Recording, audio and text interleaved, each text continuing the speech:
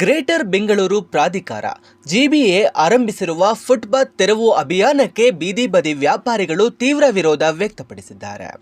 ವ್ಯಾಪಾರಿಗಳಿಗೆ ಪರ್ಯಾಯ ವ್ಯವಸ್ಥೆ ಕಲ್ಪಿಸದೆ ಹಾಗೂ ಬೀದಿ ವ್ಯಾಪಾರಿಗಳ ಜೀವನೋಪಾಯ ರಕ್ಷಣೆ ಮತ್ತು ಬೀದಿ ವ್ಯಾಪಾರ ನಿಯಂತ್ರಣ ಕಾಯ್ದೆ 2014ರ ನಿಯಮಗಳನ್ನು ಪಾಲಿಸದೆ ಏಕಾಏಕಿ ತೆರವು ಕಾರ್ಯಾಚರಣೆ ನಡೆಸುತ್ತಿರುವುದು ಬಡವರ ಜೀವನೋಪಾಯಕ್ಕೆ ದೊಡ್ಡ ಹೊಡೆತವಾಗಿದೆ ಎಂದು ಆರೋಪಿಸಿ ಸಿಐಟಿಯು ನೇತೃತ್ವದಲ್ಲಿ ಫ್ರೀಡಂ ಪಾರ್ಕ್ನಲ್ಲಿ ವ್ಯಾಪಾರಿಗಳು ಪ್ರತಿಭಟನೆ ನಡೆಸಿದರು. ಪ್ರತಿಭಟನೆಯಲ್ಲಿ ಮಾತನಾಡಿದ ವ್ಯಾಪಾರಿಗಳು, ಬೀದಿ ವ್ಯಾಪಾರಿಗಳ ಕಾಯ್ದೆಯ ಪ್ರಕಾರ ಯಾವುದೇ ವ್ಯಾಪಾರಿಯನ್ನ ತೆರವುಗೊಳಿಸುವ ಮೊದಲು ಸಮಗ್ರ ಸಮೀಕ್ಷೆ ನಡೆಸಬೇಕು, ನೋಟಿಸ್ ನೀಡಬೇಕು ಹಾಗೂ ಪಟ್ಟಣ ವ್ಯಾಪಾರ ಸಮಿತಿ, ಟೌನ್ ವೆಂಡಿಂಗ್ ಕಮಿಟಿ ರಚಿಸಿ ಅದರ ಶಿಫಾರಸಿನಂತೆ ಕ್ರಮ ಕೈಗೊಳ್ಳಬೇಕು.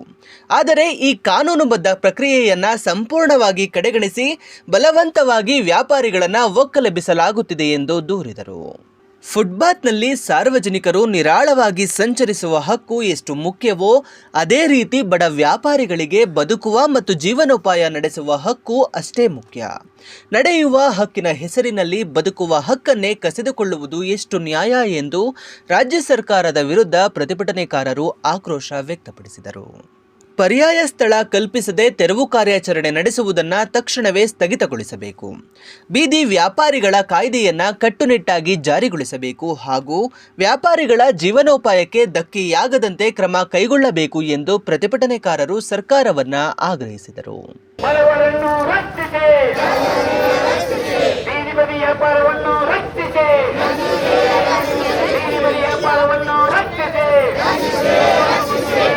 ಸಂವಿಧಾನವನ್ನು ಕಾಪಾಡಿ. ರಾಜ್ಯ ಸರ್ಕಾರಕ್ಕೆ ಅಧಿಕಾರ. ರಾಜ್ಯ ಸರ್ಕಾರಕ್ಕೆ ಅಧಿಕಾರ. ಈ ಮಾರ್ಕೆಟ್ನಲ್ಲಿ ನಮಗೆ ಬದುಕೋಕ್ಕೆ ಕಷ್ಟ ಆಗ್ತಾ ಇದೆ. ಏನೋ ನಾವು ವ್ಯಾಪಾರ ಮಾಡೋ ಪಿನ್ನು ವ್ಯಾಪಾರ, ಅದು ಬಿಟ್ಟರೆ ನಮ್ಗೆ ದಾಡಿ ಎಲ್ಲಿ ಗೊತ್ತಿಲ್ಲ. ಏನು ನಾವು ಇರೋದೇ ಫುಟ್ಪಾತು, ಅಲ್ಲೇ ಊಟ ಮಾಡ್ತೀವಿ, ಅಲ್ಲೇ ಮಲ್ಕೊಳ್ತೀವಿ. ನಮಗೆ ಅಂತ ನೋಡ್ಕೊಳ್ಳೋರು ಯಾರೂ ಇಲ್ಲ. ಅಂತೂ 3 ಜನ ಇದ್ದರು ಮಕ್ಕಳು. 3 ಜನದಲ್ಲಿ ಒಂದು ಮಗ ಕಳೆದೋದ ಅದೇ ಮಾರ್ಕೆಟ್ನಲ್ಲಿ. 2 ವರ್ಷದ ಮಗು, 1 ವರ್ಷದ ದೊಡ್ಡ ಮಗ ಸತ್ತೋದ, ಸಾಯಿಸಾಕ್ಬಿಟ್ರು. ಒಂದು ಮಗ ಇದ್ದಾನೆ, ಅವನಿಂದ ನನಗೇನು ಒಪ್ಕೊಡ ಇಲ್ಲ ಸರ್. ನಾನು ಏನು ಮಾಡ್ತೀನಿ, ಪಿನ್ ವ್ಯಾಪಾರ ಮಾಡ್ತೀನಿ ಸರ್. ಪಿನ್ನು 10 ರೂಪಾಯಿಗೆ, ಅದೇ ಮಳೆ ಸೀಸನ್ ಬಂದುಬಿಟ್ರೆ 10 ರೂಪಾಯಿ ದುಡಿಯೋದನ್ನು ಬೇಸ್ತಾಗ್ಬಿಡ್ತೈತೆ. ಆಮೇಲೆ ಅದು ಬಿಟ್ಟರೆ ಯಾವ ದಾಡಿನೂ ಇಲ್ಲ ನಮಗೆ. ಏನು ಮಾಡ್ತೀರೋ ಮಾಡಿರಿ ಸ್ವಾಮಿ, ಸತ್ತೋದ್ರೂ ನಮ್ಮನ್ನ ಸಾಯಿಸ್ಬಿಡ್ರಿ, ಕೈ ಕಾಲು ಮುರಿದಾಕಿದ್ರೂ ಇರಲಿ ಸರ್. ಬೇರೆ ಮಕ್ಕಳು ಮಾರ್ಕೆಟ್ ಜನನೇ ತುಂಬ ಕಷ್ಟ ಆಗಿದೆ ಇಲ್ಲಿ ಇದ್ದಾರೆ, ಅವ್ರಿಗೂ ಸ್ವಲ್ಪ ಹೆಲ್ಪ್ ಮಾಡಿರಿ ಸರ್. ನಮಗೆ BBMP ಪೊಲೀಸ್ ಅವರು ತುಂಬ ತೊಂದರೆ ಕೊಡ್ತಾ ಇದ್ದಾರೆ. ರೋಡಲ್ಲಿ ವ್ಯಾಪಾರ ಮಾಡಿದ್ರೆ ಬೇವರ್ಸಿಗಳ ಎದ್ದು ಹೋಗಲ್ಲನ, ಜಾಗ ಬಿಟ್ಟೇ ಹೋಗ್ತಾ ಇಲ್ಲ. ನಮ್ಮ ಅಜ್ಜಿ ನಮ್ಮ ತಾತ ಎಲ್ಲ ಇಲ್ಲೇ ವ್ಯಾಪಾರ ಮಾಡಿದ್ದು, 100 ವರ್ಷದಿಂದ ಇಲ್ಲೇ ವ್ಯಾಪಾರ ಮಾಡೋದು. ಈ ಜಾಗನ ಬಿಟ್ಟು ನಾವು ಎಲ್ಲಿ ಹೋಗೋದು? ಹೋಗಿ ಅಂದರೆ ಎಲ್ಲಿ ಹೋಗೋದು? ವಿಷ ಕುಡ್ದೇ ತೀರೋಗ್ಬೇಕು, ಆ ಥರ ಮಾಡ್ತಾರೆ. ರೌಡಿ ಜಮೆಲ್ಲ ಬರ್ತಾರೆ, ಕಲೆಕ್ಷನ್ ಆಗುತ್ತೆ, ಏನೇನು ಮಾಡ್ತಾರೆ. ಒಂದು ಸೈಡಲ್ಲಿ ಹಾಕೋ ಅಂದರೆ ಕೂಡ ನಾವು ಹಾಕ್ಕೊಳ್ತೀವಿ. ನಮ್ಮ ಮಾರ್ಕೆಟ್ ಬಿಟ್ಟು ಎಲ್ಲಿ ಹೋಗೋದು? ಬಾಡಿಗೆ ಕಟ್ಟಬೇಕು, ಕರೆಂಟ್ ಬಿಲ್ ಕಟ್ಟಬೇಕು, ಊಟಕ್ಕೆ ನೋಡಬೇಕು, ನಾವು ಫೀಸ್ ಕಟ್ಟಬೇಕು, ಸ್ಕೂಲ್ಗೆ ಫೀಸು, ಸಾಲದವ್ರಿಗೆಲ್ಲ ಕೊಡಬೇಕು. ಎಲ್ಲಿಂದ ಹೋಗಲಿ? ಮಾರ್ಕೆಟ್ ಬಿಟ್ಟರೆ ಎಲ್ಲಿ ಹೋಗೋದು ನಾವು? ಬೇರೆ ದಾರಿನೇ ಇಲ್ಲ ನಮ್ಮ ಮಾರ್ಕೆಟ್ ಬಿಟ್ಟರೆ. ಇದಕ್ಕಿಂತ ಬಂದು ತೆರವು ಮಾಡಿ ಯಾರ್ದು ಒಂದು ಐಟಮ್ಸ್ ಆದರೂ ಯಾವ್ದಾದ್ರು ಎತ್ತೋಗಿ ಬಿಡ್ತಾ ಇಲ್ಲ. ಬೀದಿ ವ್ಯಾಪಾರ ಅಂದರೆ ಏನೋ ಇವರು ಇದರಲ್ಲಿ ಮನಸ್ಸಲ್ಲಿ ಏನಂತಾರೆ, ನಾಯಿಗಳ ಥರ ಆಗಿಬಿಡ್ದು ಅಂತ ಹೇಳ್ತಾರೆ, ಥರ ಆಗಿಬಿಡ್ತಾರೆ. ಎಲ್ಲ ಬೀದಿ ವ್ಯಾಪಾರ ಸೇರಿ ನಾವೆಲ್ಲ ಕಾಂಗ್ರೆಸ್ ಓಟ್ ಹಾಕಿ ಎಲ್ಲ ತೆಗೆದು ಬಂದ್ವಿ. ಕಾಂಗ್ರೆಸ್ ಬಂದು ಮುನ್ನಾಲೆ ಕಾಂಗ್ರೆಸ್ ಬಂದರೆ ನಾವು ಪದವಿಯಲ್ಲಿ ಬಂದರೆ ನೀವು ಬಂದು ಎಲ್ಲ ವ್ಯವಸ್ಥೆ ಮಾಡಿಕೊಡ್ತೀವಿ, ವೆಂಡಿಂಗ್ ಝೋನ್ ಮಾಡಿಕೊಡ್ತೀವಿ, ಎಲ್ಲರಿಗೂ ಲೋನ್ ಕೊಡ್ತೀವಿ ಅಂತ ಹೇಳ್ಬಿಟ್ಟು ಎಲ್ಲ ನಮಗೆ ಮೋಸ ಮಾಡಿ ಇವಾಗ ಪದವಿಯಲ್ಲಿ ಕೂತ್ಕೊಂಡಿದ್ದಾರೆ. ದಯವಿಟ್ಟು ಈ ಕೃಷ್ಣ ಬೈರೇಗೌಡರಿಗೆ ನಾವು ಹೇಳೋದು ಏನಂತ ಹೇಳಿದ್ರೆ, ಸ್ವಾಮಿ ನಾವು ನಿಮ್ಗೆ ಅಧಿಕಾರ ಕೊಟ್ಟು ನಾವು ಅಲ್ಲಿ ಕೂರಿಸಿದ್ದೀವಿ, ದಯವಿಟ್ಟು ನಮಗೂ ನೀವು ಒಳ್ಳೇದು ಮಾಡಿರಿ. ಎಲ್ಲ ಒಂದು ಹೊತ್ತು ಊಟಕ್ಕೋಸ್ಕರ ಬೀದಿ ವ್ಯಾಪಾರದಲ್ಲಿ ಹಣ್ಣು ತರಕಾರಿ ಮಾರ್ಕೊಂಡು ಇದ್ದಾರೆ. ನನ್ನ ಮಾರ್ಕೆಟ್ KR ಮಾರ್ಕೆಟಲ್ಲಿ ವ್ಯಾಪಾರ ಮಾಡೋದು ನಿಂಬೆಹಣ್ಣು ವ್ಯಾಪಾರ. ನಾನು ಮಾಡೋದು ಒಂದು 25 ವರ್ಷ ಅಂತ ನಿಂಬೆಹಣ್ಣು ವ್ಯಾಪಾರ ಮಾಡ್ತೀವಿ. ನಮ್ಮ ಗಂಡಾಗ ಮೈ ಸರಿ ಇಲ್ಲ, ಅವಾಗ ಏನು BPM ಅವರು ನಮ್ಗೆ ಮಾಡೋಕ್ಕೆ ಬಿಡೋದಿಲ್ಲ. ಕೇಳಿದ್ರೆ ಕಮಿಷನರ್ ಹೇಳಿದ್ರ ನಿಮಗೆ ಕಮಿಷ್ನರ್ ಹೇಳಿದ್ರೆ ಪರ್ಮಿಷನ್ ಕೊಟ್ರಾ ಅಂತ ಕೇಳ್ತಾರೆ. ಅಲ್ಲಿ ಕಾರ್ಪೊರೇಷನ್ ಹತ್ರ ಮಾತಾಡಿದ್ರೆ ಏನು ಹೇಳ್ತಾರೆ, ಕಮಿಷ್ನರ್ ಹತ್ರ ಅಂದರೆ ಇದು ಇಸ್ಕೊಂಡು ಬಂದು ಕೊಡಮ್ಮ ನಾವು ಬಿಡ್ತೀವಿ ಅಂತಾರೆ. ನನ್ನ ಮಗ ಒಬ್ಬನು ತೀರೋಗ್ಬಿಟ್ಟ, ಇನ್ನೊಂದು ಮಗ ಓಡೋಗ್ಬಿಟ್ಟು 1.5 ತಿಂಗಳಾಯಿತು. ನಾನು ನಮ್ಮ ಗಂಡನ ಇರೋದು, ನಮ್ಗೆ ನೋಡೋದು ಯಾರೂ ಇಲ್ಲ, ಮಕ್ಕಳನ್ನೂ ಇಲ್ಲ, ಯಾರೂ ಇಲ್ಲ. ನಾವು ಇದು ನಮಗೆ ದಯಸಹಿತ ಹೇಳ್ತೀವಿ, ನಮಗೆ ವ್ಯಾಪಾರ ಮಾಡೋಕ್ಕೆ ಬೀದಿಯಲ್ಲಿ ನಮ್ಗೆ ಬಿಡಬೇಕು.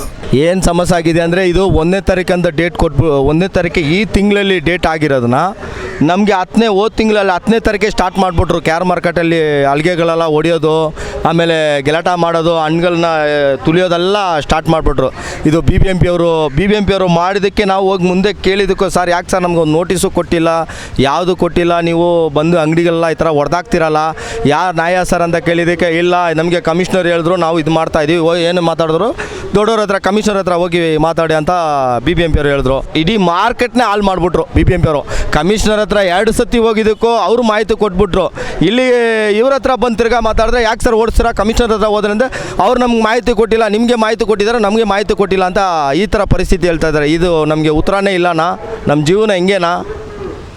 ಒಂದು 80 ವರ್ಷದಿಂದ ವ್ಯಾಪಾರ ಮಾಡೋರು, 50 ವರ್ಷದಿಂದ ವ್ಯಾಪಾರ ಮಾಡೋರು ಜೀವನ ಕಲಿಯೋದು ಹೆಂಗೆ? ಇದನ್ನು ನಂಬ್ಕೊಂಡೆ ಮಕ್ಕಳು ಮರಿ ಸಾಕಬೇಕು, ಬಾಡಿಗೆ ಮನೆ ಕಟ್ಟಬೇಕು, ಏನೇನಿದೆ ಸಮಸ್ಯೆ ನಿಮಗೆ ಗೊತ್ತಿದೆ. 1-2 ಅಲ್ಲ.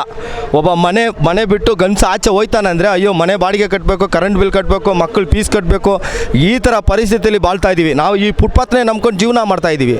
ಇದಕ್ಕೆ ಯಾಕೆ ಇಷ್ಟು ತೊಂದರೆ ಕೊಡ್ತಾ ಇದ್ದೀರಾ? ನೀವು ಏನಾದ್ರು ಹೇಳಿದ್ರೆ ಸೈಡಲ್ಲಿ ಹಾಕ್ಕೊಂಡು ನಾವು ವ್ಯಾಪಾರ ಮಾಡ್ತೀವಲ್ಲ, ನಾವು ಯಾವುದು ಪಬ್ಲಿಕ್ ಅವ್ರು ತೊಂದರೆ ಕೊಡ್ತಾ ಇಲ್ಲಲ್ಲ.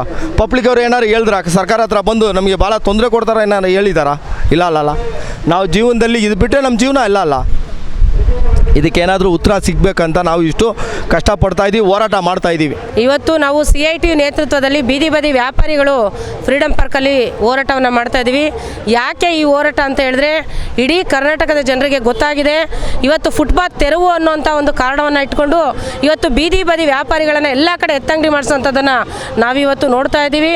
ನಿಮಗೆಲ್ಲ ಗೊತ್ತಿರೋ ಹಾಗೆ ಬೀದಿ ಬದಿ ವ್ಯಾಪಾರಿಗಳಿಗೂ ಕೂಡ 2014ರಲ್ಲಿ ಬೀದಿ ಬದಿ ವ್ಯಾಪಾರಿಗಳ ಜೀವನ ಸಂರಕ್ಷಣಾ ಕಾಯ್ದೆ ಇದೆ. ಆ ಕಾಯ್ದೆ ಪ್ರಕಾರ ಎಲ್ಲ ಬೀದಿ ಬದಿ ವ್ಯಾಪಾರಿಗಳನ್ನು ಸರ್ವೆ ಮಾಡಬೇಕು, ಗುರುತಿನ ಚೀಟಿ ಕೊಡಬೇಕು, ಅವ್ರಿಗೆ ವೆಂಡಿಂಗ್ ಝೋನ್ಗಳನ್ನು ಮಾಡಬೇಕು ಅಂತೇಳಿ ಆ ಕಾಯ್ದೆನಲ್ಲಿ ಇದ್ದರೂ ಕೂಡ ಅದನ್ನು ಗಾಳಿಗೆ ತೂರಿ ಇವತ್ತು ಏನು ನಿನ್ನೆ ಮೊನ್ನೆ ಬಂದಂಥ ಸುಪ್ರೀಂ ಕೋರ್ಟ್ ಆರ್ಡರ್ ಆಗಿದೆ, ಫುಟ್ಪಾತನ್ನು ತೆರವು ಮಾಡಬೇಕು ಅಂತೇಳಿ ಇವತ್ತು ಅದನ್ನು ಎತ್ತಿಡಿಲಿಕ್ಕೆ ಇವತ್ತು ರಾಜ್ಯ ಸರ್ಕಾರ ಹೋಗಿರೋಂಥದ್ದು ಇದೆಯಲ್ಲ, ಅದು ಖಂಡನೀಯ. ನಾವು ಕೇಳೋಂಥದ್ದಿಷ್ಟೇ, ಇಡೀ ಕರ್ನಾಟಕದಲ್ಲಿ ಸುಮಾರು 10 ಲಕ್ಷಕ್ಕೂ ಹೆಚ್ಚು ಜನ ಬೀದಿ ಬದಿ ವ್ಯಾಪಾರಿಗಳು ಇವತ್ತೇನು ವ್ಯಾಪಾರವನ್ನು ಮಾಡ್ತಾ ಇದ್ದೀವಿ, ಇದರಿಂದನೇ ನಾವು ಬದುಕನ್ನು ಕಟ್ಕೊಂಡಿದ್ದೀವಿ. ಆದರೆ ಇವತ್ತು ಎತ್ತಂಗಡಿ ಮಾಡಿಸೋಂಥದ್ದು ಸರಿಯಲ್ಲ ಅಂತ ಹೇಳಲಿಕ್ಕೆ ನಾನು ಇಷ್ಟಪಡ್ತೀನಿ. ಆದರೆ ಇವತ್ತು ನಿಮಗೆ ಗೊತ್ತಿರೋಂಗೆ ಫುಟ್ಪಾತ್ಗಳು ಅಂತ ಹೇಳೋವಂಥದ್ದು ಬೆಂಗಳೂರಲ್ಲೂ ಕೂಡ ಎಷ್ಟೋ ಕಡೆ ಫುಟ್ಪಾತ್ಗಳೇ ಇಲ್ಲ. ಫುಟ್ಪಾತ್ಗಳಿದ್ದರೂ ಕೂಡ ಹಳ್ಳ ಕೊಳ್ಳ ಬಿದ್ದು ಎಲ್ಲ ಒಡೆದೋಗಿರೋಂಥದ್ದೇ, ಕಲ್ಲುಗಳೆಲ್ಲ ಒಡೆದೋಗಿರೋಂಥದ್ದು, ಜನರು ಓಡಾಡೋಕ್ಕೆ ಆಗದೇ ಇರೋಂಥ ಪರಿಸ್ಥಿತಿಯನ್ನು ನೋಡ್ತಾ ಇದ್ವಿ. ಕೆಲವು ಕಡೆ ಖಾಲಿ ಇರೋಂಥ ಫುಟ್ಪಾತಲ್ಲಿ ಗಲೀಜನ್ನು ತಂದು ಹಾಕುವಂಥದ್ದನ್ನು ನಾವು ಇವತ್ತು ನೋಡ್ತಾ ಇದ್ವಿ.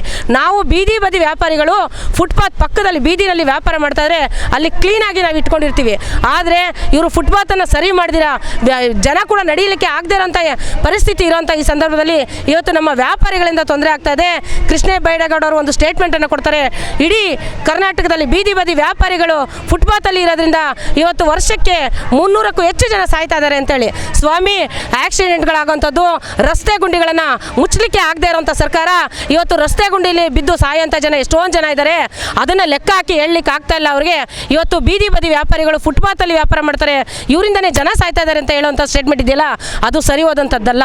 ಬಡವರು ನಾವೆಲ್ಲ ಹೋಗಬೇಕು, ಕಾನೂನಲ್ಲಿ ಏನಿದೆ, ನಮಗೇನಿದೆ ಪರ್ಯಾಯ ವ್ಯವಸ್ಥೆಯನ್ನು ಮಾಡಿಕೊಡ್ಬೇಕು ಅಂತೇಳಿ ನಾವು ಇವತ್ತು ಕೇಳ್ತಾ ಇದ್ದೀವಿ. ಬೀದಿ ಬದಿ ವ್ಯಾಪಾರಿಗಳನ್ನು ಪರ್ಯಾಯ ವ್ಯವಸ್ಥೆ ಮಾಡೋರ್ಗೂ ತೆರವನ್ನು ಮಾಡಬಾರ್ದು, ಎಲ್ಲ ಬೀದಿ ಬದಿ ವ್ಯಾಪಾರಿಗಳಿಗೂ ಸರ್ವೆ ಮಾಡಬೇಕು, ಮತ್ತು ಗುರುತಿನ ಚೀಟಿಯನ್ನು ಕೊಡಬೇಕು, ನಮ್ಮ ಬಡವರ ಹೊಟ್ಟೆ ಮೇಲೆ ಹೊಡಿಬಾರ್ದು ಅಂತೇಳಿ ಇವತ್ತು ಕೇಳಲಿಕ್ಕೆ ನಾನು ಇಷ್ಟಪಡ್ತೀನಿ. ಮತ್ತು ನಿನ್ನೆ ಮೊನ್ನೆ ಎಲ್ಲ ಹೇಳಿದ್ದಾರೆ ಮಿನಿಸ್ಟ್ರುಗಳು, ಫುಟ್ಪಾತನ್ನು ತೆರವು ಮಾಡ್ತೀವಿ, ಆದರೆ ಬೀದಿ ಬದಿ ವ್ಯಾಪಾರಿಗಳನ್ನಲ್ಲ ಅಂತೇಳಿ. ಇವತ್ತಿಗೂ ಕೂಡ ನಾವಿಲ್ಲಿ ಹೋರಾಟಕ್ಕೆ ಬರ್ತಾ ಇದ್ರೆ ಅಲ್ಲಿ ನಮ್ಮ ಶ್ರೀನಗರ ಇರ್ಬೋದು, ಬಸವನಗುಡಿಗಳಲ್ಲಿರ್ಬೋದು, ಎಲ್ಲ ಕಡೆ ಇವತ್ತು ಗಾಡಿಗಳನ್ನು ತಳಿಸ್ತಾ ಇರೋಂಥದ್ದನ್ನು ನಾವು ಇವತ್ತು ನೋಡ್ತಾ ಇದ್ದೀವಿ. ನಾವೆಲ್ಲಿ ಹೋಗಬೇಕು? ಇದನ್ನೇ ನಂಬ್ಕೊಂಡು ನಾವು ಜೀವನವನ್ನು ಮಾಡ್ತಾ ಇದ್ದೀವಿ. ನಮ್ಮ ಮಕ್ಕಳ ಸ್ಕೂಲ್ ಫೀಸನ್ನು ಕಟ್ಟಬೇಕಾಗ್ತದೆ, ಮನೆ ಬಾಡಿಗೆ ಕಟ್ಟಬೇಕು, ನಮ್ಮ ಜೀವನವನ್ನು ಮಾಡಬೇಕು. ಇದನ್ನು ಬಿಟ್ಟು ನಾವು ಎಲ್ಲಿ ಹೋಗಬೇಕು ಅಂತೇಳಿ ನಾವು ಇವತ್ತು ಕೇಳಲಿಕ್ಕೆ ಇಷ್ಟಪಡ್ತೀವಿ. ತಕ್ಷಣ ಈ ತೆರವು ಕಾರ್ಯ ಏನಿದೆ ಅದನ್ನು ನಿಲ್ಲಿಸಬೇಕು. ಫುಟ್ಪಾತ್ ತೆರವನ್ನು ಮಾಡೋದ್ರ ಜೊತೆಗೆ ಬೀದಿ ಬದಿ ವ್ಯಾಪಾರಿಗಳನ್ನು ತೆರವನ್ನು ಮಾಡಬಾರ್ದು ಅಂತೇಳಿ ನಾನು ಕೇಳ್ಕೊತೀನಿ.